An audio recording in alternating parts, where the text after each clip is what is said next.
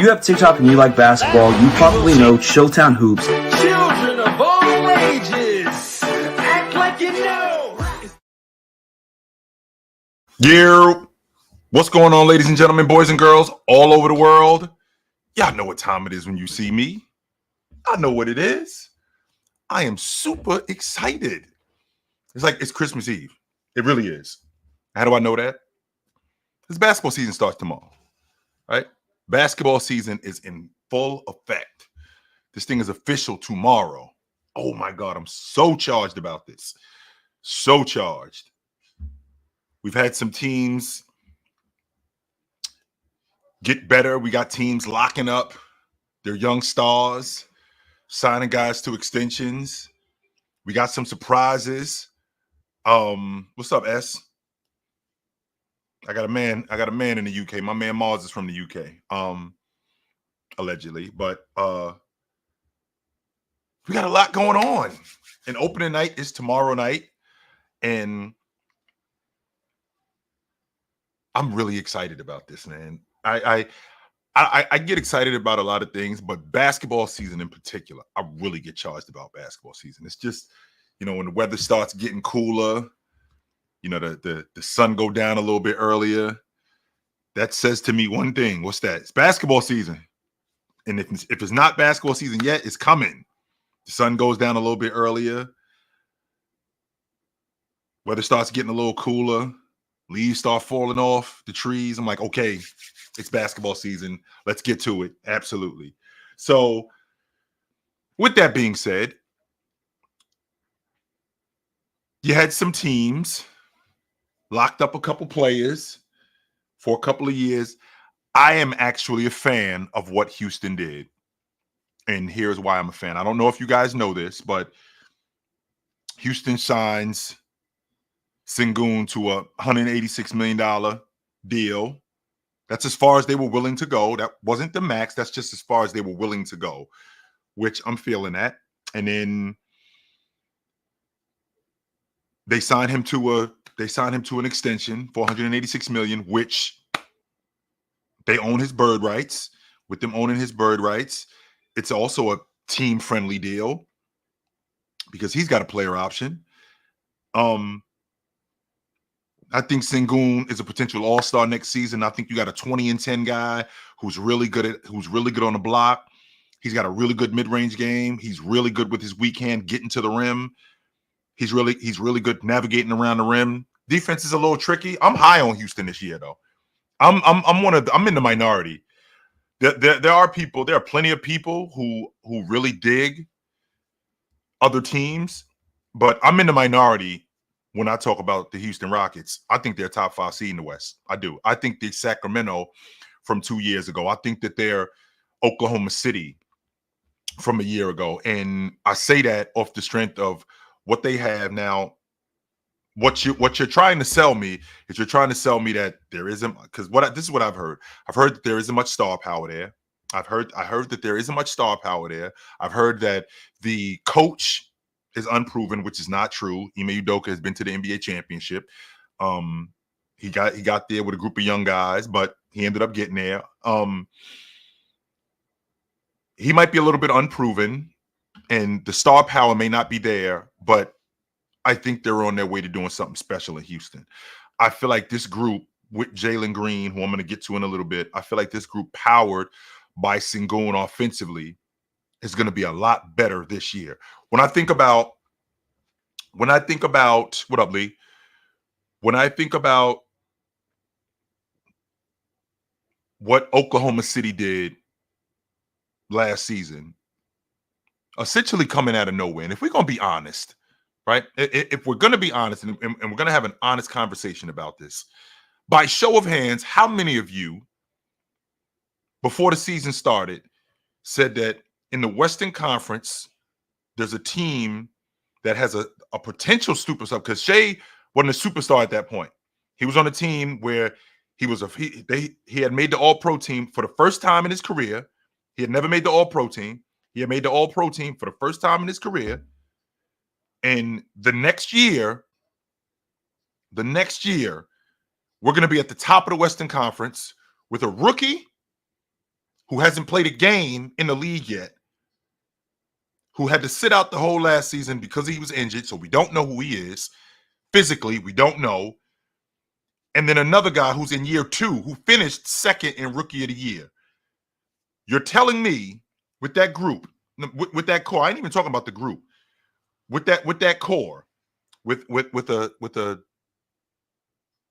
budding superstar, a guy who just finished second in Rookie of the Year, and a rookie who didn't play the year before, because of injury, this team is going to be the best team in the Western Conference next year. That's what you're selling me. And on top of that, a coach who is becoming a great coach in Mark Daigneault. A coach who's becoming a great coach with Lou Dort. This is the crew that you have with Lou Dort. Your rebounding is really sketchy. And you didn't make the playoffs the year before, so there's really nothing to build on. Like, you got handled in the play-in tournament. Handled. This is the crew that you telling me with that core, this team is going to have the best record in the Western Conference next season, which is a nightmare of a league, which is a nightmare of a conference. That was your logic. But when I say this Houston Rockets team, who was knocking on the door in the play-in tournament, that was knocking on the door of the play-in tournament last season, they have a budding superstar, not a budding superstar, I'm sorry. They got a future star and maybe an all-star in Sengun, which I really like. I think he's going to be an all-star with Sengun, and they got him at a good price. They didn't have to overpay for him, which I'm loving this. I'm going to get to the money with these guys in a little bit. They got him at a good price. In the process of them getting him at a good price, they still keep their young core together. See, they got a lot of guys on rook deals. Jabari Smith still on a rook deal. Cam Whitmore still on a rook deal. They just extended Sengun. See, things get tricky when you got to start paying guys, because it's difficult to pay everybody, because you got the luxury tax, right? You got tier 1, then you got tier 2. That's where it gets tricky, and you got to start letting people go. But they've been fortunate enough to develop a lot of their young guys. So you got a young guy in Jabari Smith, who I think is a potential all-league defender. I think he's that good. You got Dylan Brooks, who, of the playoff teams, of the 16 playoff teams, you might be able to count on one hand how many of them he's not starting on. You might be able to count on one hand. You know how big of a deal I feel about Cleveland. I think Cleveland is a top 3 seed in the East. Dylan Brooks starting on that team. If Dylan Brooks was in Cleveland, he's their starting small forward. Yes, he is. Ahead of Isaac Okoro and ahead of Max Strus. He's their starting small forward. 100% he is. No doubt about that. I'm on the fence. If he's with the Knicks, he may be their starting small forward over OG Anunoby. He might be, considering health. He might be their starting small forward. I don't know if you could count on one hand how many teams how many playoff teams. I ain't even talking about teams in the league. I'm talking about the 16 teams. I'm talking about the 16 teams, the 8 teams in the Western Conference and the 8 teams in the East. I don't know how many teams in the playoffs. I don't know if I can count on one hand how many he's not starting on. I don't know how many he's not starting on. And if he's not starting, if he's not starting on these teams, he's getting significant minutes. If Dylan Brooks is in Boston, he's playing significant minutes. Significant minutes. Those Sam Hauser and those Sam Hauser and Peyton Pritchard minutes, he's cutting into those minutes. Yes, he's cutting it. And not only is he cutting into those minutes, he's cutting into Derek White's minutes too. Derek White's better than him, but he's cutting into those minutes. So you have a starter on a playoff team in Dylan Brooks. Not only do you have a starter on a playoff team in Dylan Brooks, you also have, I think, an all-league defender potentially in Jabari Smith. You got your starting 5-man in Sengun, and you have this to build around because it's clear with what they just did with their contract extension who their guy is. It's obvious who their guy is. And that's Alfred Sengun. That's their guy. Without a doubt, Sengun is their guy. That's why they went as high as they went with him. They went where they went with Jalen Green, who they also inked the contract extension to. Is $103 million over 3 years with a player op after year 2. Very much like what's going on with Fred VanVleet. That's a win-win. It's a win-win for both of these. It's a win-win for both of these guys. It's a win-win for Jalen Green, and it's a win-win for Houston. Now, there's some people who are telling me that Jalen Green should have waited. If you've seen the antics of Jalen Green, if you saw how he came out last year, he had that month of March. I think he averaged like 28 a game, 27-7 on like 49% from the floor, 40 from the long ball line. He was great. But there was new management in there, and that's only part of the story. We had a situation earlier in the year. It was at the end of November. We went from the end of a little over a year from now. From a little over a year, he went 16 a game on under 40% shooting. There was conversation that he may get moved. So they're not sure about Jalen Green. And I think this is a prove it deal, which I love that. And the reason why I love that is because, one, he's only 22 years old. This isn't a guy that's 27, 28. This guy is 22 years old. In the process of him being 22 years old, you got him for 2 years. So at 24 years old, he turns into an all-star. Not only does he turn into an all-star, your team turns into what your team you think it's going to turn into. With him, Sengun, Cam Whitmore, Amen Thompson, Reed Shepard, all on Rookdale. Amen Thompson, Rookdale. Reed Shepard, Rookdale. Jabari Smith, Rookdale. Still got guys on Cam Whitmore, Rookdale. So when you have these young guys on these Rook deals, and then you're able to get a guy like not just Amen Thompson, but when you're able to get a guy like Jalen Green on a cheap deal, you can work with that. That's how the Warriors became who they were. They got Steph Curry on the cheap. They didn't have to pay him until later. They got him on the cheap, which I think is interesting because the logic was how injury prone Steph Curry was. When in reality,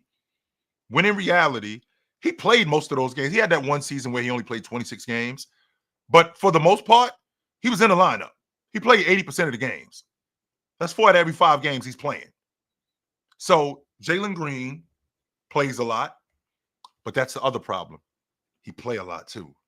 And what I mean when I say he play a lot, I mean, you saw the videos and the antics with him, his decision making. It could be a little bit of a question. So I can understand Houston's reluctance to hand over $220 million to this kid. I can understand their reluctance to do that, sure. Because when you're doing that, essentially what you're doing is like, this is the face of our franchise. When you think about the Houston Rockets, or when you talk about the Houston Rockets, this is who you're talking about. Him. And him only. They feel more comfortable with Sengun, and rightfully so, because Sengun has exhibited that he could be a franchise player. And this is the guy you could be building your unit around. I got no problem with that whatsoever. I think Jalen Green at the end of last season, when they were in that playoff push, when they were trying to get into the play-in tournament, when they were battling with the Warriors, I think he played fantastic. I 100% think he played fantastic. And with him doing what he did, right? With him doing what he did, that's a segue into next season, where we now see this guy. We see him get busy. Can he take this into next season and elevate this? Can that 19 a game, which was down from the year before, can he elevate that up to 22 to 25 a game And could it be on good efficiency? I know that we live in that kind of era today. We live in the era of we live in the era of numbers and analytics, which I'm not a big fan of. I feel like analytics are ruining the game. I do, but some of them are necessary. And before I go any further, D3 has a super chat, and D3 says, because I think D3 wants to big up. I think he wants to big up his people. Watch Yuki Karamura in Memphis. He's a 5'8" Magic Johnson. Oh, we know. I know who he is. He was on the Japan Olympic team. He was on the Japanese Olympic team. Yeah, I remember him. But the problem is exactly what you just said. He's 5'8". As much of a wizard as he is with the ball, he's still 5'8". That's small. Now, does that mean that he can't play? No, that doesn't mean that at all. But I think you want to shout your man out, and sure, we can shout out Yuki. Yes, we can shout out Yuki.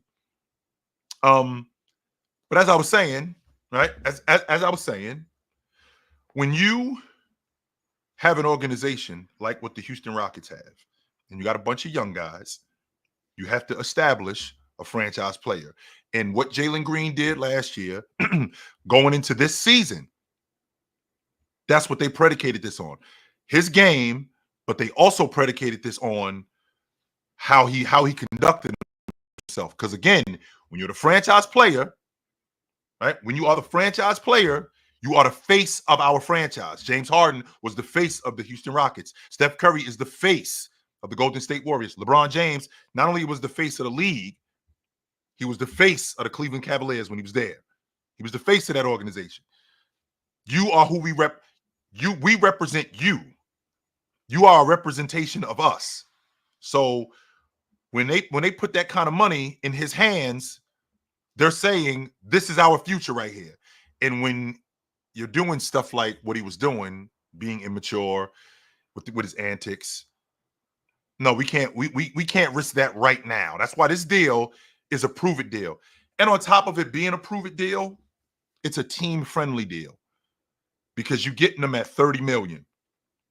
You're getting them at $30 million, which is a good deal. So I like Burritos. Hit me with a super chat. He says, all we need is consistency. Don't care about no 20, 28, or 30 a game like March. I'm cool with even like 22 a game, so long as he's consistent and efficient. I think I'm in the 22 to 25 range. I think if you can get that on a Tuesday in terms of being efficient, yeah, I'm with that. And this is a guy who the Houston Rockets, they think that he can be that, but they're not sure yet. But we're gonna give him this to show us. And I got no problem with that. I have no problem with that. See, the reason why Cade got what Cade got, because this is the class that Jalen Green was in. Cade, Evan Mobley. Let's see, whom else was in that class? Let's see, Cade, Evan Mobley. I'm thinking about somebody else who got a big deal in that class. I want to say no, Franz wasn't in that class, but I know Cade and Evan Mobley were in that class. I know those two guys were in that class. I think Sengun was in that class too, but I'm not sure. I'm not 100% sure. But you saw what Cade got. Cade didn't really, for lack of a better term, show being a goofy. He didn't. That's who the other guy is, Josh. Correct. Scotty Barnes. I knew I was forgetting somebody.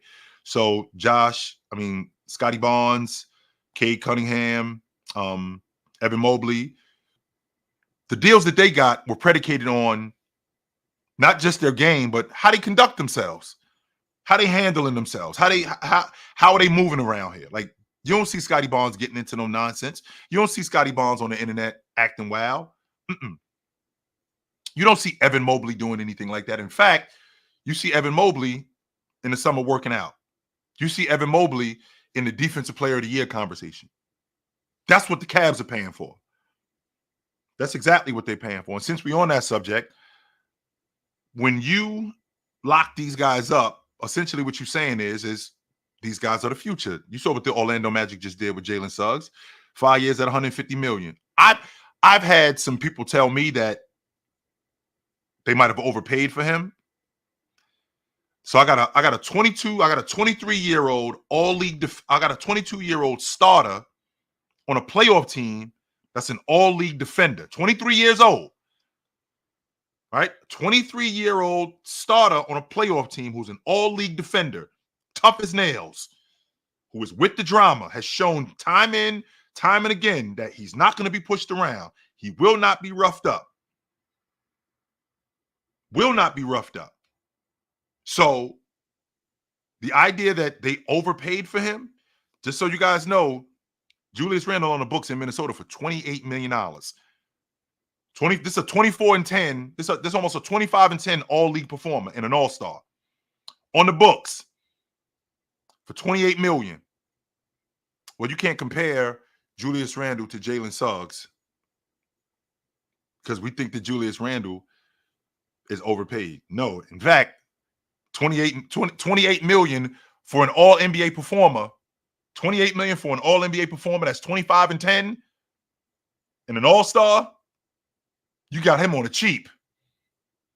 And you got Jalen Suggs bird rights. So you don't just have Jalen Suggs on your crew. You also got his bird rights. So in 3 years, when he can opt out of this deal, in 3 years when he can opt out of this deal and get extended, and he's 26 years old, and he's up for another extension, and he's an all-league defender for the 3rd straight year, and now Orlando is knocking on the door 3 years from now for the NBA Finals because you still got Paolo on his Rook deal. You still got Paolo on his Rook deal. So in 3 years, when the Orlando Magic are knocking on the door, not just the East Finals, but the NBA Finals, because they're a legit challenger in the East. Legit. You got this guy, and you got his bird rights, and you got him in the fold, which makes a mountain of sense off the strength that I should be able to pay my players whatever I want. Red Auerbach was a genius for that. Right? Red Auerbach is a genius for that. 100%. I want to be able to keep my own players. And if I could keep my own players, and if I've raised them, I've developed them, why do I have to hand them over to somebody else who can pay more? No. I should be able to do that. I should be able to hold on to my guy. So if you're offering 100, I can offer 120 and not be worried about the salary cap. Why? I raised him. This is my guy. I should be able to pay him whatever I want. That's just business. I thought Red Auerbach was brilliant in that, to come up with that idea where I got Larry Bird on my roster, and I don't want Larry Bird playing for nobody else. And I want to be able to pay Larry Bird whatever I want. That's what I want to be able to do. And I don't want to have to worry about going over the salary cap. So if at that time, and I know this sounds ridiculous to you guys today, but if at that time Larry Bird is on the books for $3 million, and I want to pay him $4 million because I think he's worth that, and some other team wants to pay him $3.5 million, and I'll go to $4.5 million because I think he's worth that, and it's not going to affect the salary cap. Why can't I do that? Why can't I do that? I should be able to do that. So I think that's great. The fact that Orlando owns his bird rights. I think we're going to see in the future with guys like Jalen Suggs, Evan Mobley, Scotty Barnes, Cade Cunningham, Sengun. We're going to see a lot more homegrown talent because these teams, despite being in Cleveland or Minnesota, because Minnesota's going to end up inking Anthony Edwards, who told you some nonsense about, if he wins the championship in the next 3 or 4 years, he's going to go play football. No, he isn't. I don't think he has any idea how difficult it is. Not even to play pro football. Forget pro football. Just to play football. I don't think he understands how difficult it is to actually do that. So he's not doing that. That's hyperbole. That's not something that's really going on. But to my point, to have guys like that on your roster that you can overpay for, like what the Boston Celtics did with Jaylen Brown and Jason Tatum. Now, they might have to trim the fat with some of these other guys. Later on, they may have to trim the fat with KP because when you, unlike unlike pro baseball, unlike pro football, you ain't winning on the cheap in pro basketball. You're not. You got to pay. You have to pay. If you look at the teams that have won the NBA championship, they had to come off substantial dough. Substantial dough in order to compete for an NBA championship. I mean, there's a lot that goes into winning it. Let's be clear about that. There's a lot that goes into winning it. But just to compete, you got to open up the checkbook. You have to. What is it going to cost for this guy? How much for this guy? Okay, how do we move on from him to get him? And what is it going to cost us to do that? That's the business of basketball. That is the business of basketball, which is why Ime Udoka couldn't stay with the Boston Celtics. That's another conversation. With that being said, I like what Houston did. I do. I like what Houston did. I like the fact that Orlando signed Jalen Suggs back. I love that. I like the fact that Detroit bagged Cade Cunningham. And the reason why I dig this is because when you sign these guys, essentially what you're saying is I got a franchise player and I have something to build around. That's why Brooklyn is going to be as bad as they are. That's why Brooklyn is going to be as bad as they are. You're not building around Nick Claxton. They signed Nick Claxton to a $100 million extension. Yeah, I do know that. But you're not building around Nick Claxton. Detroit is building around Cade Cunningham. 100% they are.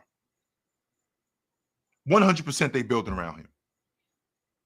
When the Orlando Magic signed Franz to that $224 million deal, this is our franchise player. This is who we building around. Him and Paolo. And we get the necessary pieces.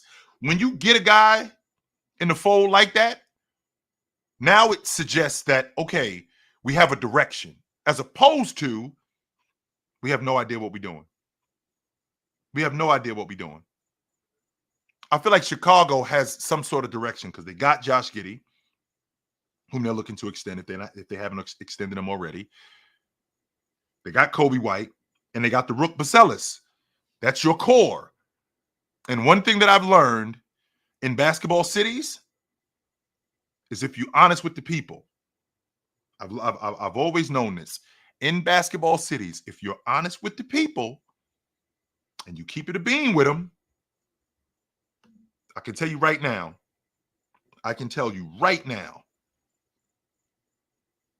they'll get behind you. They 100% will get behind you if you're honest with them. So if the Chicago Bulls tell the people, Josh Giddey, Kobe White, and Baselis, this is our core. This is what we're moving forward with. We're not a playoff team yet. Nope, we're not there yet. But this is what we're moving forward with, and we're going to build around these guys. So just be patient with us.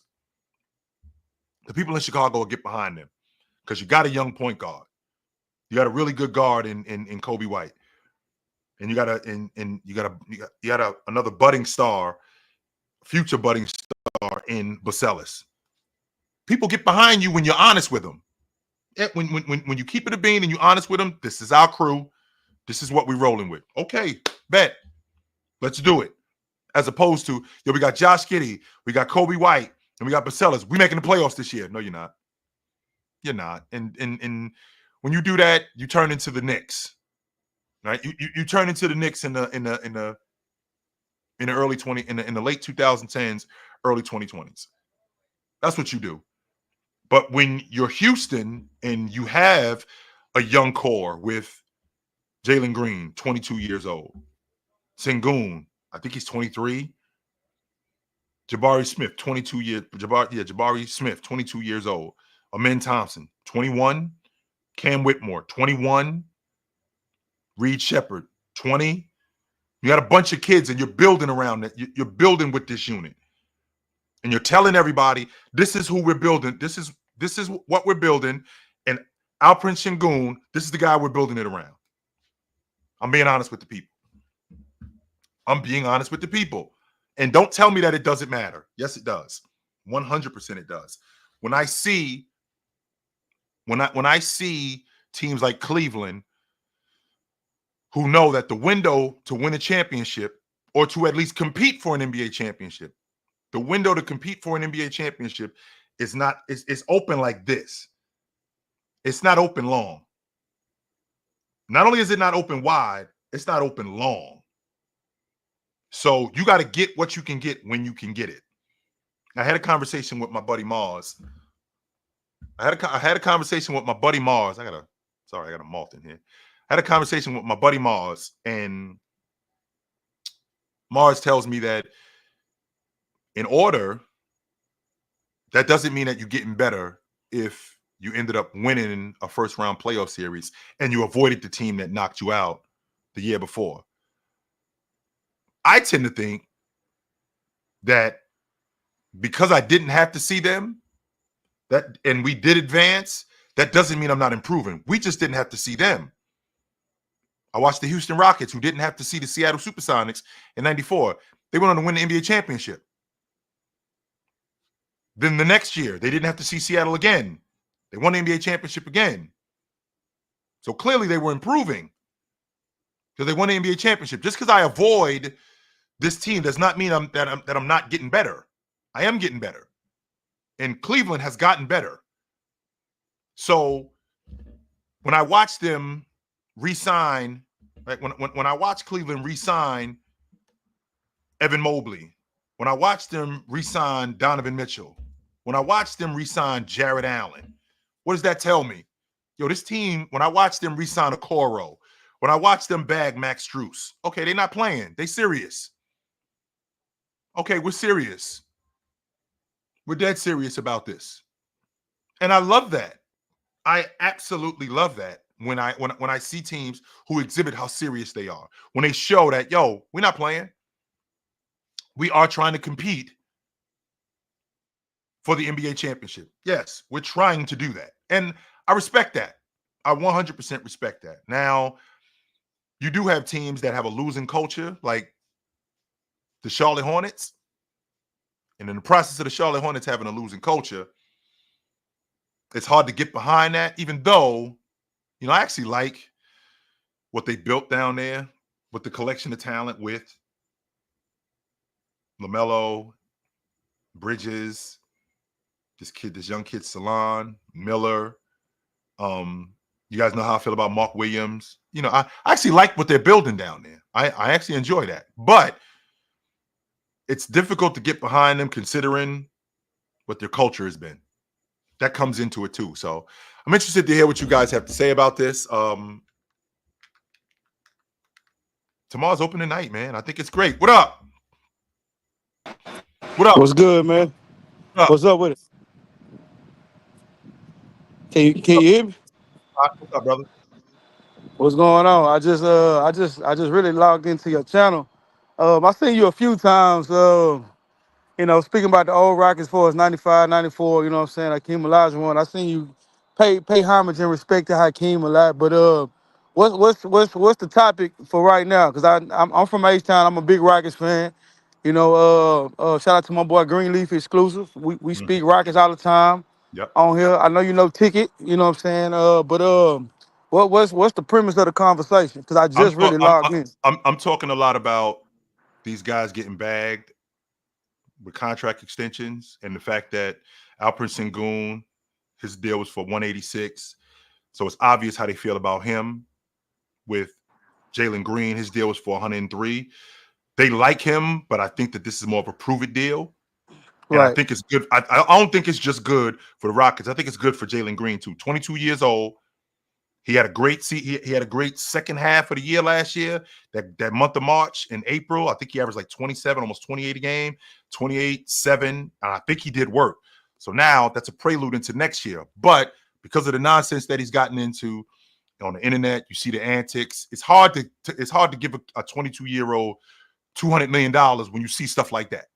It's Well, I really difficult mean, to do that. speaking as a big Rockets advocate, I just don't watch the team every. Like I've been watching the team since I was 9. That's first time they won a championship. So I'm just not speaking on. I'm not no bandwagon fan. I've been with the ups and downs. It's been a horrible 3 years, really 4 years. Under Steven Silas, and now we got a Doka who changed the culture. So it's a big shift. But as far as Jalen Green off court, He ain't really been in no antics, man. Yeah, the situation with Drea, that's probably much it. But it's off the court. Sure. So he haven't really he really a good kid. You know what I'm saying? You Yeah, you no don't doubt really like about him. that. He You, he but here's he, the he not question. getting. I got a What's up? question What's for you, up? Rich. A question for you, Rich. So you What, saw the stuff that he was doing with his boys when humping on them and stuff like that. And I mean, goofing around, sure, it is goofing around. But when you're talking about being the face of a franchise, and I'm gonna give you $200 million, the stuff with him messing around with a chick that's 15 years older than him, okay, sure. But when you're the face of the franchise, there's things that aren't okay anymore. Like I gotta right. curb this. I can't act like this. That's not to say that I can't have boys. That's not to say that I can't hang out with my boys. That's not to say that I still can't have fun. But there's a way I got to conduct myself if I'm going to be the face of a franchise. Right. No, I agree with that. When you're speaking about dollars, when you're speaking about owners like Timon Fertitta, he's the owner. So as it all predicates on business. So in that aspect, I get it. What he did with Josh Christopher, I don't okay it just because how I was raised as a man. You know what I'm saying? Sure, But absolutely. but you got to think how old they was. Like that Kids. was a long time. It was kids when they did it. So I Yep. can understand if he did it while he was in the league, just getting into the league. Some reason it got exposed. I don't know. Whatever reason it was. Okay, cool. And I Mm-hmm. get what you're saying. The premise of that you are trying to be a face of a franchise. And I believe this contract, you hit it right on. You hit the nail on the head. It's a proven contract. That was my biggest worry going into it because I got them real high. I might be delusional. I don't care what your people say. I got us as a 6 seed this year. I I got you get as it. They got hey, Rich. You think you do? I got you as a top 5 seed. okay, cool. Hey, I'm just speaking on what everybody's saying as far as that's outside of the Rockets community. I got us as a 6 seed. You know what I'm saying? And the contract for Jalen, I think it was a big contract for him because that was my biggest worry was them both going into this season, both not signed yet. That was Yeah. my biggest Mm-hmm. worry. You know what I'm Sure. saying? And now they got paid. I feel like that pressure of a contract in the back of their minds, because let's just be honest, they're young, they want to get paid. That's the way of the rules of the NBA. When you're young, that's the first thing on your mind is getting Sure. paid. So now you Absolutely. got your first contract out the way. He got a proven contract. Mm-hmm. He got paid versus him trying to prove it and not paid. He got guaranteed money now. So Yep. now let's go work with Shingun. I just think this is I think with this contract it's more so he wanted comfortability. So this is a contract for him to be comfortable, but Shangoon is the type of guy I think that once he gets paid, he's gonna go out there and prove why he got that money. Last year, I think he proved it enough. He got hurt in Sacramento.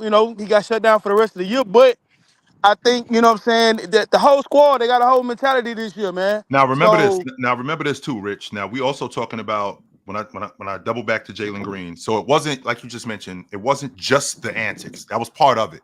But right, remember, so now you bring in Ime Udoka. So now I got to change the culture of what's going on around here. It was Animal House. It was a frat house. There was no right. discipline there. They had, if I'm not mistaken, because I do watch the Rockets, right? So I think the year that Steven Silas was there, that last year, they led the league in fourth quarter turnovers. They had the worst team in the league in the fourth quarter. They had more they had more turnovers than anybody else in the league. They were going into fourth quarters with leads. There was no discipline. Not only was there no discipline, there was no structure whatsoever there. Ime Udoka comes in when he sees Jalen Green and he goes, "I got to straighten this kid out." And it didn't go well early. We're talking about a kid who earlier in the season last year, the first month of the season, I think it was not the first month. I'm sorry, it was at the end of November. From the end of November to the end of December, and you're a Rockets fan, you can attest to this. From the end of November to the end of December, he's averaging 16 a game. There was talks that he might be out of there. Yep. He might be gone. Like maybe this ain't the guy. We might have the wrong guy. Then he was able to turn it on, and the reason why he was able to turn it on because he bought into what Ime Udoka was preaching. You got to start playing a different way. And he started doing that, and it worked. So now what the Houston Rockets brass, they're not trying to hear is they're not trying to get tricked by a small sample size. We need to see a little bit more of it. We're not saying that we want you out. No, we're not doing that. But let us see a little bit more of it. That's why this contract is what it is. No, yeah, I definitely do agree, man. It's like I said, it's a proven year contract, Yep. and since Jalen has been in Houston, he hasn't put it together for a whole 82 games. Now, the only thing I say that was leaning on Jalen, he played every game. Yep.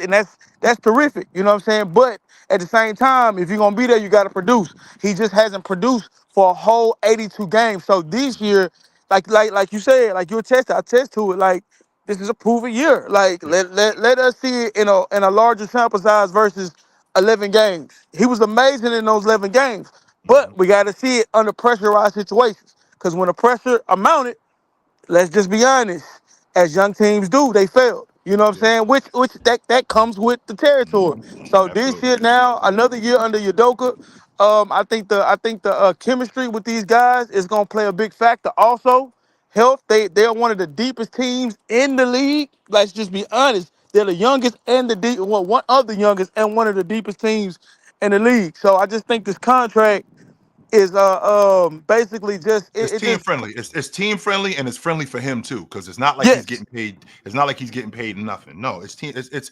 friendly for both of them. So I really like what y'all doing, Rich. Like I said, brother, I got them as a top 5 seed. I get roasted for that. I do. I get roasted for that. They think I'm crazy, and I'm like, if I told you, and I got to get going, but like I said, if I told you a year ago that the Oklahoma City Thunder at this time last year, if I told you the Oklahoma City Thunder they got a future superstar, a guy who had made the All Pro team for the first time the year before last. He had made the All Pro team for the first time.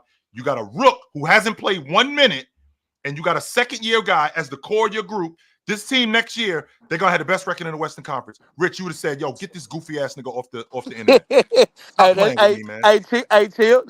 You definitely right about that, my brother. You definitely right about that. Get this Hey, goofy ass dude off the internet." Chill, keep doing your thing, baby. I'm gonna keep Absolutely, listening brother. to you. Good to talk to you. Yep. Y'all would have told y'all if I would have said that about Oklahoma City, I would have been like, man, get this goofy ass dude off the internet, man. He don't know what he's talking about. Meanwhile, them dudes win 60 games. And now SGA is turning into what he's turning into. I think Houston could take that now, could they be the best team in the Western Conference? I'm not going that far. No. Because I think the Western Conference is a nightmare. I'm going to get into that in a little bit. But I do think that they're going to be much better than people think that they are. Much better. I think they can be that team.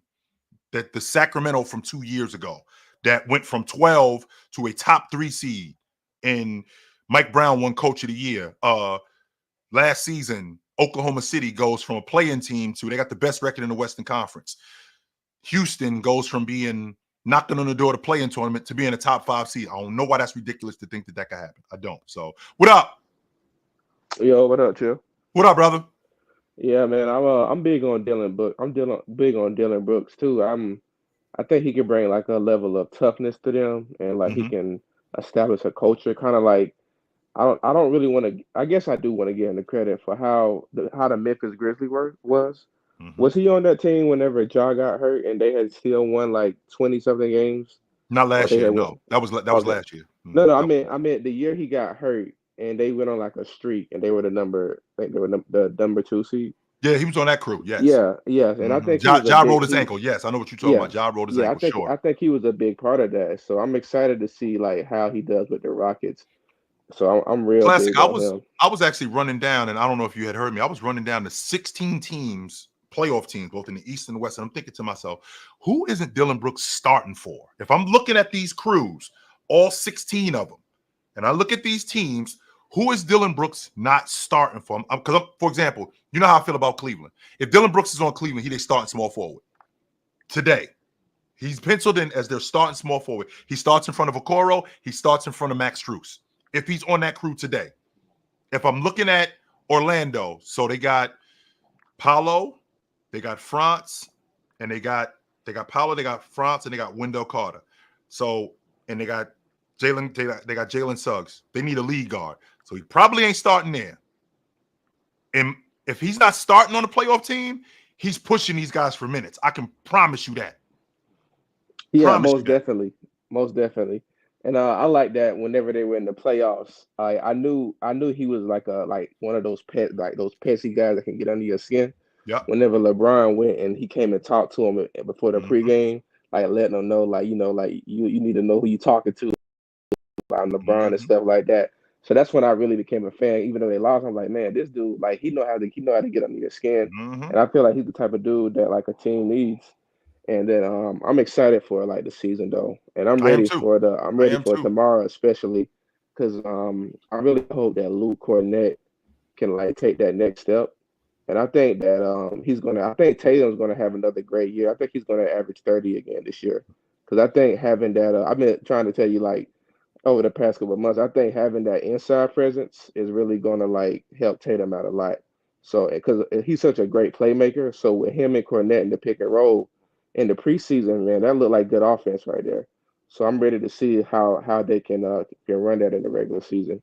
I'll tell you what, and as much as people talk about Cornette, and mark my words on this, it's October 2024. I think Cater pushes Cornette for those minutes. You think so, Jim? I do. I You, think he you does. don't you don't like what you saw in preseason? No, it's not. It's not that I like what I saw from Cater. I like the potential as a rim protector. I like what I saw as a rebounder from what I saw from Cater.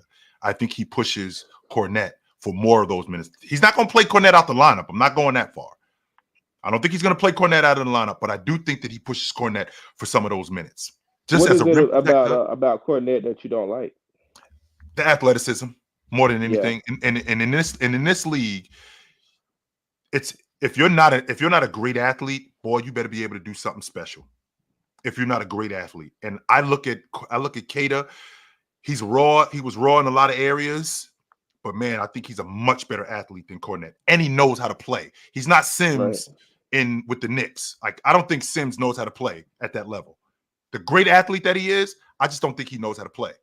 And because he doesn't know how to play, it's hard for him to get run. Because if you look at him on the surface, how strong he is, how high he jumps, how fast he is, like, why is this dude not on the floor? Well, he doesn't know how to play.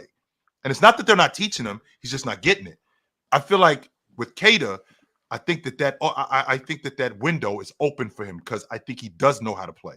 And I think that he is picking up the game a lot faster, the pro game in particular. And I feel like the athleticism with him, I think he can push Cornette for those minutes. It's one of those good problems that I think Yeah, about. for sure. And then last thing, Penn's got me really wanting to see the Raptors this year. Because Mm-hmm, one thing he pointed out with Mikal Bridges, he's been having some shooting problems. I mm-hmm, didn't know that the Raptors head coach was like the assistant at Phoenix when he mm-hmm, was there, and he kind of helped him a lot with his shot. mm-hmm. So I'm trying to I want to see how the Raptors are going to do and like how Scotty Barnes and what kind of level he's going to get to. So I mean, I'm just ready that the NBA season is starting back There's tomorrow. plenty of guys that I've been introduced to by other people. Like I got introduced to Herb Jones by somebody else. Like I didn't know who Herb Jones was, a late second round pick. And I had people telling me years ago, yo, you need to pay attention to this kid, Herb Jones. You know how I feel about Herb Jones. And when I hear stuff like that, when somebody tells me, yo, chill, I need you to start watching because they got this kid who you might want to check him out. I made a vow this season that one, I'm not gonna watch the good teams as much because I already know who they are. I know who the Celtics are, right? I know who Minnesota is. I know who Oklahoma City is. I already know who Denver is. So I am gonna pay more attention this year to the other teams. Like I told Penn, I'm gonna start watching more Toronto Raptor games. I am. I'm gonna watch more Toronto Raptor games this season, just like I had to do last year with the San Antonio Spurs. Now there was an incentive because they had Wemby, sure, that made it a lot less difficult, but I did say that I was going to start watching more San Antonio games. I'm going to do that this season with the Raptors. I'm going to do that with the Raptors, and I'm going to do that with Utah. I'm going to watch more Utah Jazz games this year. Yeah, for sure. Before I get off, I want to say one thing about that WNBA Finals game. A lot of people, I think you said it too. A lot of people were saying, if you don't want the referees to play a problem, then handle your business early. I mean, I got a problem with that. The New York Liberty was the best team in the league. And I think that the Minnesota Lynx did everything they could to not let the referees control that game. So I don't see how people are saying that they should have handled their business so the referees wouldn't have like caused The made that reason why I call to brought cause in the game. that up, Classic, is because when you have two stars, two of your stars, I want you to imagine Kevin Durant and Steph Curry going 5 for 30. Y'all got to beat them. And it can't be like this. Y'all have to handle them. It Right. can't be And a I, nip I and tuck. thought It that I can't be a thought nip that and the tuck Lynx game. did that, but the Liberty had like 20 more free throw attempts than they did. Yes, they did. So how can they beat 100%. that? Well, but the way that you can beat that is, one, by having a double-digit lead and holding on to it. The way that you can do that is by getting the ball to Nafisa in the post more than you did, instead of taking shots like Williams did and riding the big girl in Nafisa, because she played. I think Nafisa's like 6'1", 6'2", but she played like she's 6'6". Right. She absolutely plays like she's 6'6", 6'7". So what you do is you ride her more. In addition to her, you take better care of the basketball. You hold on the leads. Two of these 5 games, classic. I know that in the NBA, it's a game of runs. It's like that in the WNBA too. It's a game of runs. But when you got a double-digit lead and you're that good defensively, with a double-digit lead, you're supposed to hold on to that. You're supposed to hold on to them. When you got a 15-point lead, when you got a 12-point lead, you cannot lose those games. You can't. And then Yeah, that's planning. a tough ask because I mean, like I get what you're saying, trying to get the ball to Nafisa, but the Liberty couldn't get the ball to John Kell because that's just how good those teams are. Like those are the 2 best teams in the league, chill. Sure. Like I saw Nafisa. She was a couple of times like she kept getting all these jump balls with her and Stewie. I'm like, how is she doing that? Tying And up. then even with Stewie on the other end, if you're trying to pass the ball to Nafisa, Stewie's a great athlete too, so she's going to be watching those lanes as well. So I think the Lynx did everything they could, man. But I don't know. I guess everybody see it differently. We'll see it. All right, brother. Good to talk to you. All right, man. Yep. Yep. I watched that game last night, and one, I don't think they went to Jacquel nearly as much as they could have, and I don't think it was because of. I don't think it was largely due to Minnesota's defense, because in the end, as a perimeter player, it ain't hard to get the ball into the post. I don't care who covering me. It's not hard to get the basketball into the post. Even though on that level in the NBA, you have guys who are taught to just throw the ball in the post. It's not that hard to get the ball in the post, yo. And when you have Jacquel with Nafisa on her, and Nafisa can't cover her in the post. No, and she's burying Nafisa. When she's that big, getting the ball and leaning on Nafisa all night, I don't think they went to her nearly as much. And I don't think that had anything to do with Minnesota's defense. I just think that the reads weren't there.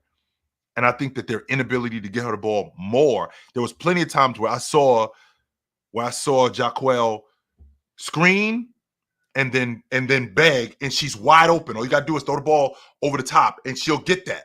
I saw her screen and then slip, and then she'll slip, and Nafisa will get switched onto her, and she'll bury Nafisa right in the middle of the lane. I'm like, throw her the ball. Throw her the basketball. They didn't do that, and the reason why they didn't do that was because they weren't making the correct reads. It wasn't because they couldn't get her the ball. I can appreciate the defense being in your face. I 100% can appreciate that. What I can't appreciate is how can you not get the ball to the big man or to the big woman, to the big girl. I don't understand how you can't do that. There's no way that you can't do that. So what up? What's up, man? What up? About the WNBA game, I agree. Now I don't think in the fourth quarter, I don't think that was a foul. I don't think that was the reason why they lost the game. That wasn't the reason why they lost the game. I remember I checked in the second quarter or so, and I think they were about like 12 or something. 12 points. They had a 12-point lead in the second quarter. I'm sorry. Yep. Yeah, I thought they would just just keep like harping on that and just probably just take the game over and just win it. But they had another chance to win in overtime, and another reason why I say that that it was really just the Minnesota Lynx fault is that they scored like 2 points in the overtime. Did they even score in overtime? I don't remember that. Yeah, they scored one bucket. Yeah, they scored one bucket. They I don't scored remember one them bucket in scoring. overtime. Because I remember Nafisa scoring late, but I don't remember them scoring. Yeah, they had scored a bucket. They scored a bucket by like 2 minutes left in the in OT. Like literally, Liberty was just locking them up, bro. Like, and you know where that comes from, Marcus. The reason why and it wasn't because they weren't getting good action. That was largely due to what happened with James Worthy in '84. Well, what do you mean when I say what happened with James Worthy in '84? When James Worthy turns the ball over and Gerald Henderson steals the ball, where they had the game iced, Gerald Henderson steals the ball, and then Magic runs out. Stole that ball, and then Magic runs out the clock. Well, now instead of we got an opportunity to win this, James is still on the fact that he turned the ball over in regulation. He ain't off that. He's still on that. So now you get the Minnesota Lynx in overtime. They got an opportunity to win the WNBA championship. You know where they at? They still stuck on the fact on that foul call. They still on that. None of them are off that. They still on that. That's what we were. In professional sports, man, like you gotta even no call or call, whatever the refs call, bro. Like you just gotta suck it up, bro, and just because it's over with. Like they called it. You know what I mean? They called it. You can't do nothing about it. The only thing you can do is just you can't determine the past, bro, but you can determine what happens in the future. And we still got another chance. We still got another opportunity. We got OT 5 more minutes. OT is a chance. We got 5 more minutes to win. OT is a chance. And if you that mad, then hey, next time you there, blow them out. So it won't be no competition. That's what I say. I can tell you right now, Marcus, Sabrina ain't gonna shoot 0 for 10 on the long ball. She was that's not gonna happen again. That was opportunity chill. That's not gonna happen again. I can tell you that. So five between Stewie and Sabrina, I think they were 5 for 34, something like that. That's not happening again. That's not gonna happen again. 5 for 34 is insane, but no, that's not happening again. It's not. So if you get that opportunity where you get 2 stars to shoot like that, you gotta win that game. Sabrina was like what, 1 for 20 or something? 1 for 19. 1 for 19. We gotta win that game, yo. Man. We can't because that's not gonna happen again. It's not. Nah, it's not. It can't. No, it's not gonna happen. So I think they dropped the ball with that, but yeah. 100% they did. So all right, brother. Good to talk to you. Oh, yeah. Yep. That's just not gonna happen again. It's not where imagine if you can imagine not just one, right? Imagine both of them.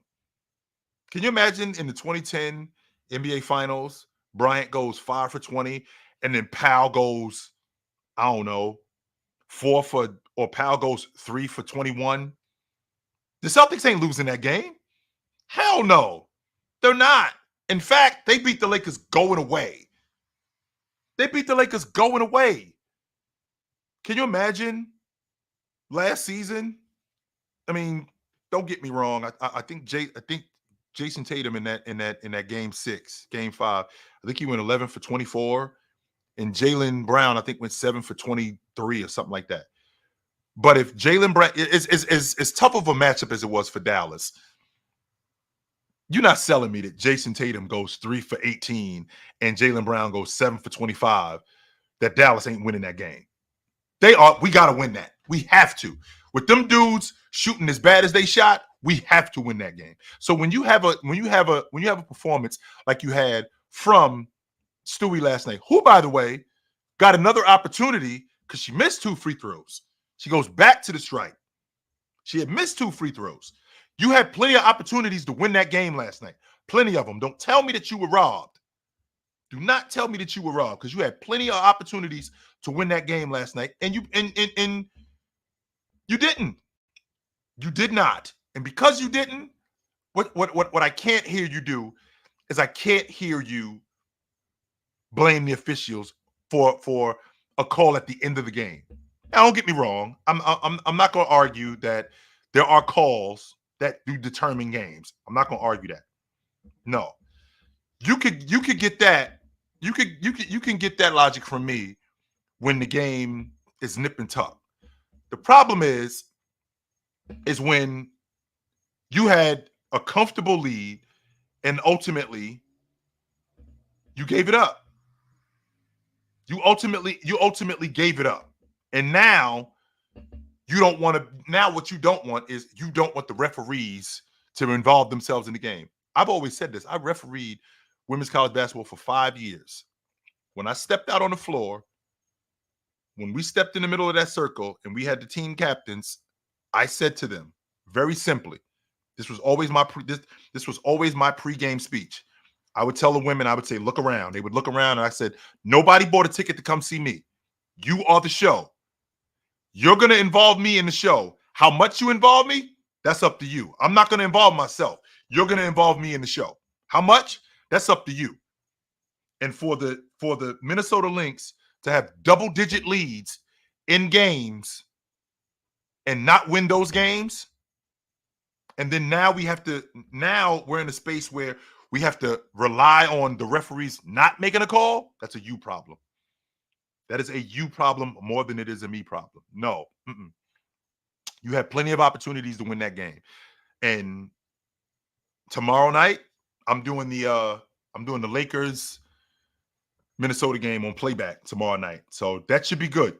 That should be really good stuff. The season is in full effect. As you know where to find me at. If I'm not here, I'm on a panel from 11 to 2.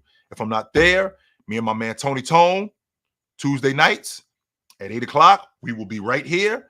You know where to find us. So it's about that time for me. I will see you guys soon. Until then, put on a suit, drink water, don't drink and drive. Hey, man, call your mother. When last time you talked to your mother? Call your mother. I will talk to you guys soon, man. But until then, take it light. Take it. Absolutely, man. It's good to see you guys. This was It's going down. It's going down. It's going down.